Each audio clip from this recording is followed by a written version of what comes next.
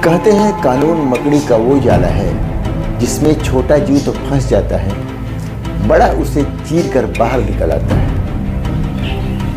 और ये बात रायगढ़, धर्मजयगढ़ पर्ण मंडल और उद्योगों का नेक्सस के मामले में सटीक बैठता है।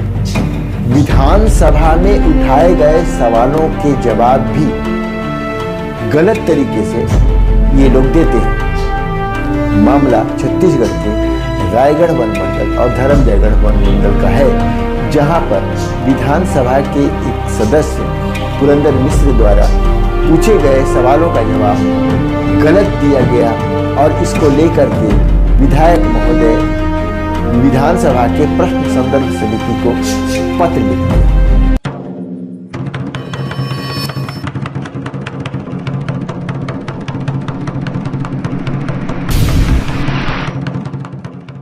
नमस्कार, जय हिंद, जोहार। मैं विनय पांडे और आप देख रहे हैं मुनादी चौपाल। उद्योगों को लेकर के जहां पूरे छत्तीसगढ़ में जल जंगल जमीन की लड़ाई चल रही है, सरगुजा से लेकर के बस्तर तक लोग सड़क पर हैं। आए दिन कहीं चक्का जाम, कहीं धरना, कहीं प्रदर्शन, कहीं आर्थिक नाकेबंदी हो रही है। वहीं सरकारी विभाग, खास करके वन विभाग, पूरी तरह से उद्योगों के पक्ष में जुटा हुआ है। उद्योगों के प्रति जो उनका झुकाव है इस कदर है कि विधानसभा में उठाए गए सवालों का भी वो गलत जवाब दे रहे हैं। पिछले दिनों छत्तीसगढ़ के रायपुर के ये एमएलए हैं पुरंदर मिश्र जी, वे भाजपा से विधायक हैं और उन्होंने एक प्रश्न पूछा था विधानसभा में।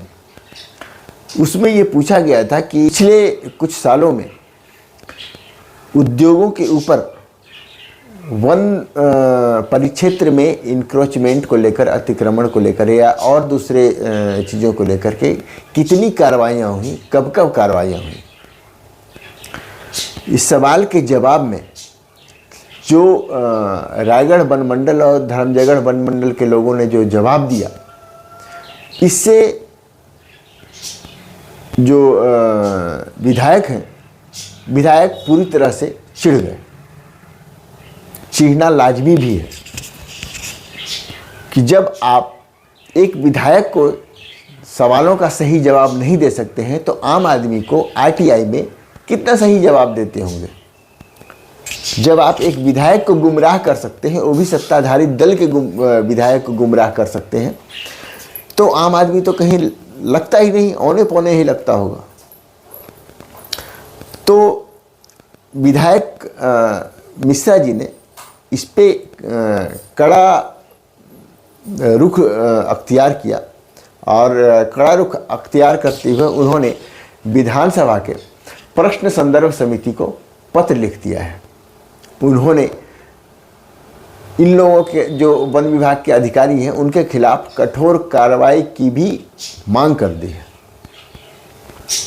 अब जानते हैं कि मामला है क्या। ये सवाल पुरंदर मिश्र द्वारा पूछे गए कि रायगढ़ जिले में उद्योगों पर वन विभाग द्वारा अब तक कितनी कार्रवाइयाँ की गई। इसके जवाब में वन विभाग ने लिखा कि इस तरह की कोई जानकारी नहीं है, यानी उन्होंने जानकारी निरंक बताई। 29 मार्च 2024 की एक घटना हुई थी। रायगढ़ का एक उद्योग है एनआर इस्पात, उसने गिरवानी नाला जो तमनार वन परिक्षेत्र के अंतर्गत रिजर्व फॉरेस्ट में आता है, वहाँ पे न उसने कंस्ट्रक्शन कर लिया था अवैध रूप से, बल्कि पानी को रोककर पानी पाइपलाइन के सहारे पानी ले जाने की तैयारी भी कर चुका था। अब देखिए, इस बात की जानकारी वन विभाग को नहीं थी। इसके बाद रायपुर वन विभाग का उड़नदस्ता का टीम आता है और उस कंस्ट्रक्शन को ध्वस्त करता है और पेनाल्टी लगाता है। और फिर पीओआर, मैं पीओआर का वो समझा देता हूँ, जैसे एफआईआर की जो हैसियत है वही वन विभाग में पीओआर की हैसियत है। कहीं कोई पीओआर काटा जाता है तो उसका एक प्रोसेस है कि POR काटने के बाद मामला कोर्ट में जाता है, कोर्ट में जाने के बाद कोर्ट पेनाल्टी करके छोड़ दे, उसको जो भी करके छोड़ दे, तो ये हो जाता है। लेकिन इस मामले में मामला कोर्ट तक गया ही नहीं, उन्होंने खुद ही मामले को नस्तीबद्ध कर दिया। नस्तीबद्ध मतलब कंपाउंड कर दिया, मतलब केस बंद, फाइल बंद। जबकि जो जानकारों का मानना है कि नियमतः ऐसा नहीं किया जा सकता।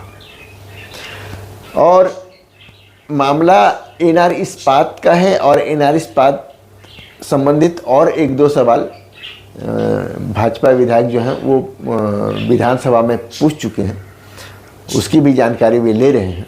दरअसल NR इस्पात ने 2019-20 में तत्कालीन जो कांग्रेस सरकार थी उनके साथ एक MOU किया था। उसमें ये कहा गया था कि छत्तीसगढ़ में वे 5,700 करोड़ का निवेश करेंगे। ये बहुत बड़ा निवेश था और छत्तीसगढ़ का दूसरा सबसे बड़ा निवेश था। रायगढ़ के पास तमनार वन परिक्षेत्र है और तमनार विकास खंड भी है।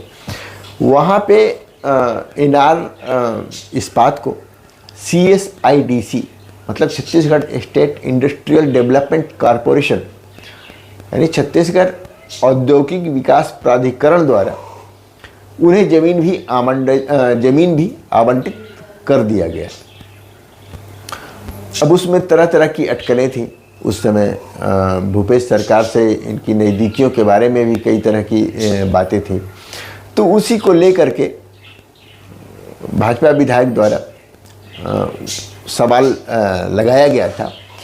और ये जो वन विभाग से संबंधित जो सवाल थे वो भी कहीं ना कहीं उसके पीछे भी ये जो बिंदु जो था वो मुख्यतः ये बिंदु था जो NR इस्पात पे कार्रवाई की गई थी। लेकिन वन विभाग ने ही लोचा कर दिया। वन विभाग ने जानकारी ही नहीं दी, और जब कोई जानकारी आपको मिले नहीं तो आप मामले की तह तक कैसे जाएंगे, उसकी जांच की मांग कैसे करेंगे। हालांकि इस मामले में पुरंदर मिश्र ने वन विभाग के अधिकारियों पर कार्रवाई की मांग की है।